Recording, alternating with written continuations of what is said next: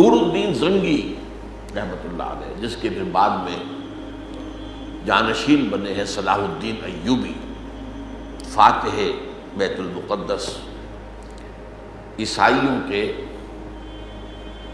تقریباً یوں سمجھیے کہ 88 برس کا جو قبضہ تھا یروشلم پر، اس سے اس کو واگزار کرانے والا مجاہد اعظم صلاح الدین ایوبی، وہ اسی کے ساتھیوں میں سے، فوجیوں میں سے تھا، نور الدین زنگی کی۔ نور الدین زنگی کا بیٹا بیمار ہو گیا، شدید بیمار ہو گیا، شدید بیمار ہو گیا، سارے علاج معالجے فیل ہو گئے۔ اب اطباء نے کہا کہ اب ان کی جان بچنے کا ایک ہی امکان ہے کہ شراب پئیں۔ اس سے کہا گیا، اس نے کہا معاذ اللہ، حرام چیز میں کیوں استعمال کروں؟ کہ لذیذ فتویٰ ہے علماء کا کہ جان بچانے کے لیے حرام چیز استعمال کی جا سکتی ہے۔ بگوایا فتویٰ، فرض کیجئے کہ وہ حنفی مفتی کا ہو سکتا ہے دوسروں کے نزدیک نہ ہو، مالکی مفتی کا فتویٰ بھی آ گیا، شافعی کا بھی آ گیا، حنبلی کا، سب نے کہہ دیا جائز۔ اب اس اللہ کے بندے نے چاروں کو بلا لیا۔ اب دیکھیے یہ شہزادہ ہے اور زندگی کس کو عزیز نہیں ہوتی، لیکن تقویٰ کی یہ مثالیں ہمارے بادشاہوں میں بھی نہیں۔ اب ظاہر بات ہے یہ خلفاء نہیں تھے، خلفاء راشدین تو یہ نہیں تھے، اس پائے کے لوگ تو نہیں تھے، بادشاہ تھے۔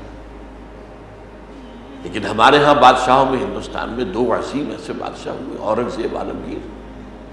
خزانے سے ایک پیسہ نہیں کھانا، وہ تو امانت ہے۔ ٹوپیاں بنا بنا کر بیچ رہا ہے عالمگیر شہنشاہ ہند،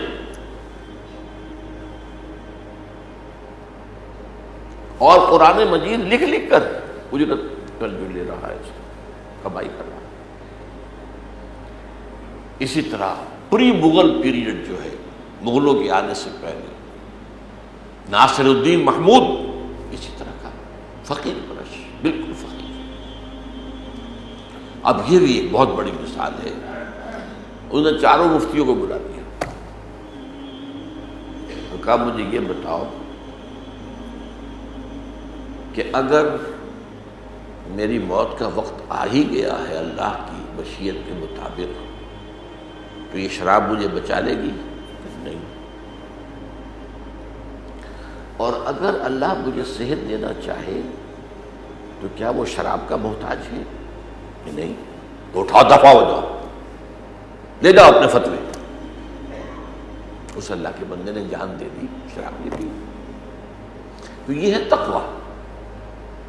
تو تقویٰ کا پہلو یہ ہے کہ جو مشتبہات ہوں ان سے بچا جائے، بجائے اس کے کہ ان میں ملوث ہو جائے۔